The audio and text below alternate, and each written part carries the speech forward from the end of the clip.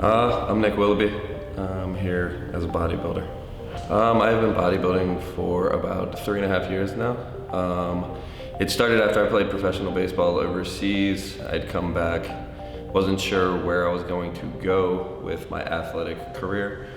So I decided to take the route of a gym in some way. At the time, I didn't know if I was going to do powerlifting or bodybuilding, but based off of how I started to perform and look in the gym, I decided to go the route of bodybuilding. Okay, how old are you? I'm 29 now. So when did you start bodybuilding? I'd say around 26. So you've been bodybuilding for how many years now? 3. Dedication and commitment to what you exactly want. If you're not going to put 100% into the gym and diet, then you're just going to be half-assed on the stage. Just overall, the epitome of putting everything into something, because you can't, like I said, you can't half-ass this.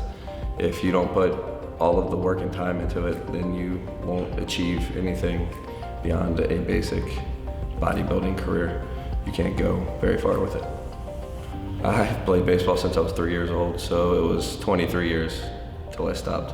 I did it through college, high school, middle school, elementary school.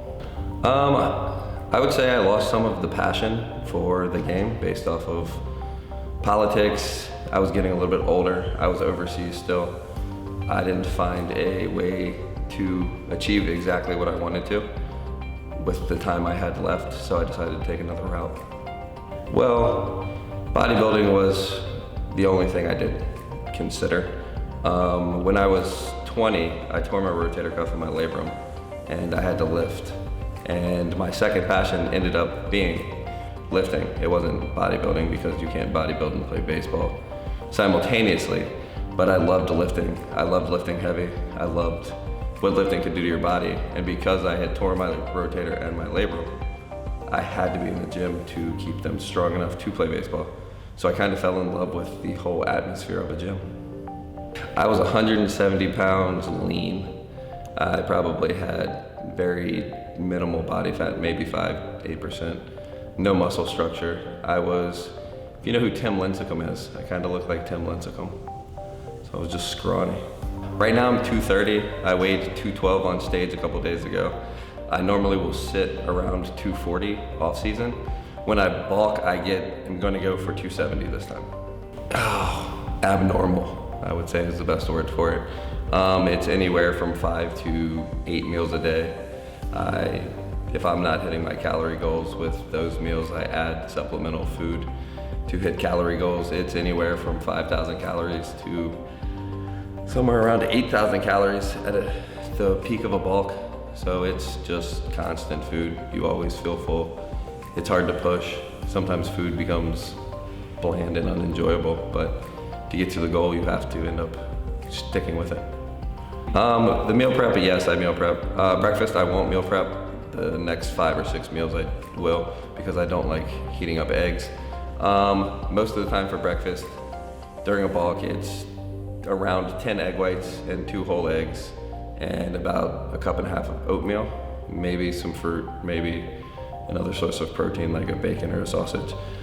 And sometimes I drink the egg whites, because scrambling 12 eggs and seeing the obnoxiousness of the plate is kind of a deterrent at points. And drinking egg whites isn't as complicated as it would be to just drink them. The rest of the day, it's around 8 ounces of protein, 8 ounces of carbs, and 8 ounces of vegetable per meal. Normally it takes a Sunday, 3 to 5 hours on a Sunday. Sit there, get it all done. Breakfast, about 45 minutes every morning. I'm actually a very strict, old school bodybuilding routine kind of guy. I don't do the multiple exercises or multiple body parts per day. Mondays are for legs, Tuesdays chest, Wednesdays back, Thursdays back to legs, but posterior legs, glutes, hamstrings. Fridays shoulders, Saturdays back, and if I feel like working out on Sundays, it would be arms. When I'm bulking, it kind of gets split up a little bit more. So I'll do 3 days on, a day off, 3 days on, a day off, and I'll break it into a more rest pattern, because when you bulk, the biggest point of gaining is you need to rest to heal. So without that rest, you don't actually get bigger, you just get harder and harder. So during the bulks, you kind of need to get big. So you need to sleep. Some days are a little bit easier than others. Some days are hellish. It's anywhere from 25 to 40 sets a day, I would say, for any body part. I kind of learned to enjoy them all for different reasons. If I'm having a really good week, back is typically my favorite, and it kind of ends up showing on stage normally because my back is probably my best feature. But there is a very high passion for my legs as well. And I've grown to love chest because it was always my stagnant body part. So the fact that I've learned how to get it to grow is fun for me. My least favorite is hamstrings. They're very intense to train because they're so used on a daily basis. If you don't make the workouts very intense, they don't achieve as much. I think if you do it properly, it is a healthy lifestyle. If you get excessive with it, like some of the people in the industry, and insert too many of the accessories, then no, it can be very unhealthy for you. When you're prepping for a show, it is very unhealthy, and sometimes at the height of a bulk, your weight can get a little unhealthy, your BMI will get a little unhealthy. But BMI is never really a good way to judge health, but it can get kind of hard on your organs to carry that excess weight for very long periods of time. But based off of how most people schedule competitions and how they spread them out, it's sustainable, yes. Oh, I will never go back to 170. I will always be at least 225 off stage.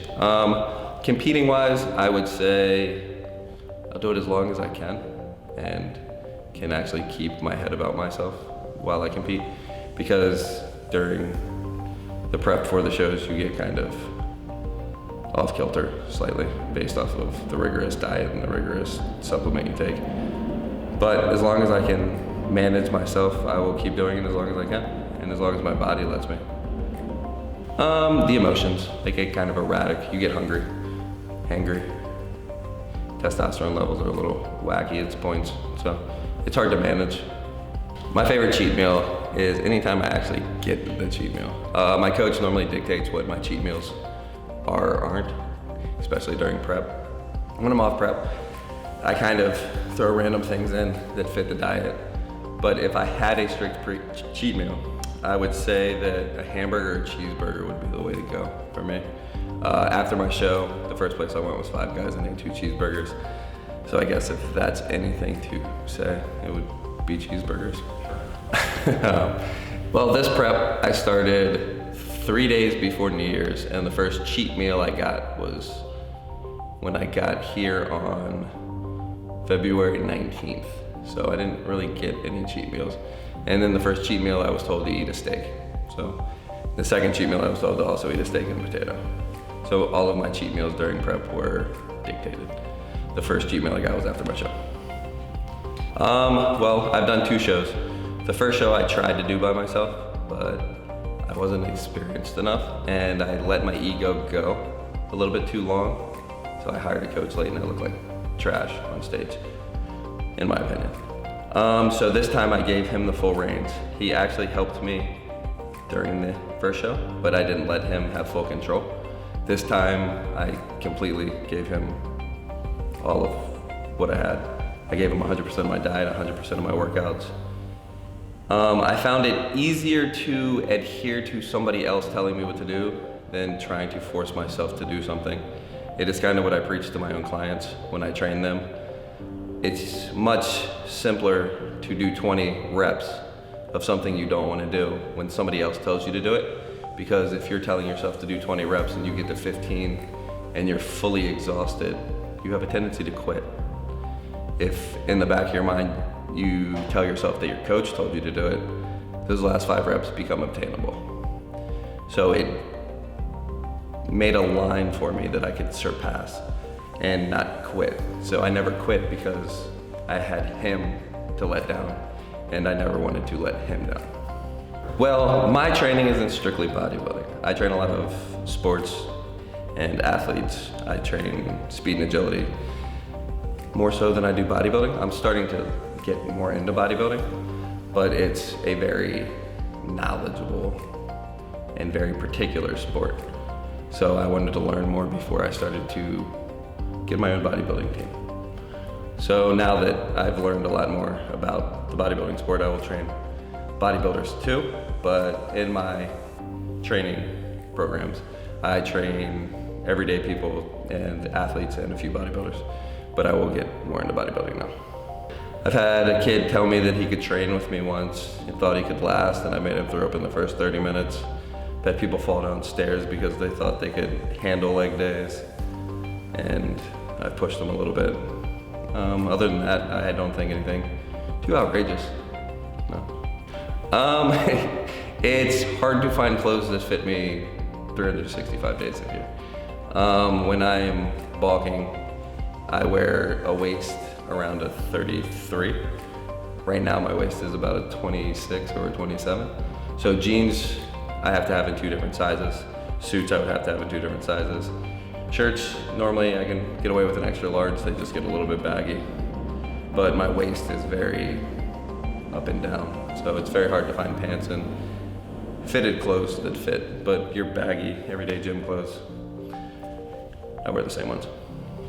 No pictures. I get a lot of people commenting. I've gotten Stone Cold Steve Austin a couple times, people calling me Diesel, et cetera, stuff like that.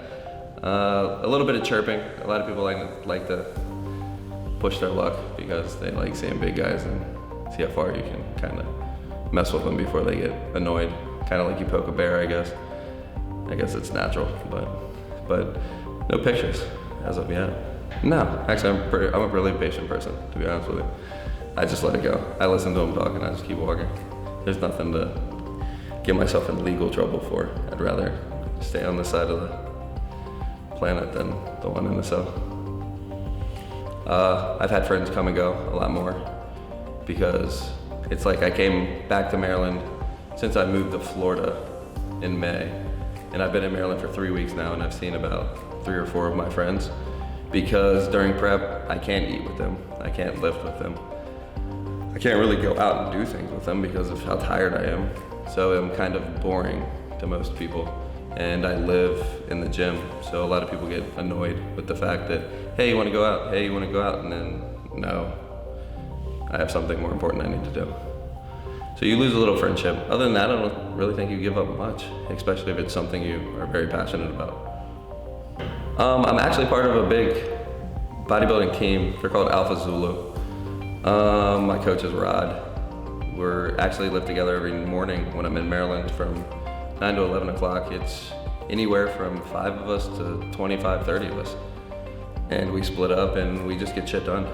When I'm in Florida, since I've been in Florida, should I say, it's been a little bit more difficult to find somebody who actually has the rigor to train with me. I scare a lot of people off based off my intensity in the gym. I lift heavy weights and I lift a lot of reps. So a lot of people don't last very long. They don't like feeling the muscle soreness and the fatigue. So in Florida, I lift by myself a lot. Here, I lift with my team. Every once in a while, your joints will hurt to the point where you gotta take a couple weeks off to a month off, but nothing major, knock on wood. I don't know, I've always had a huge drive. I think that's just a personal thing.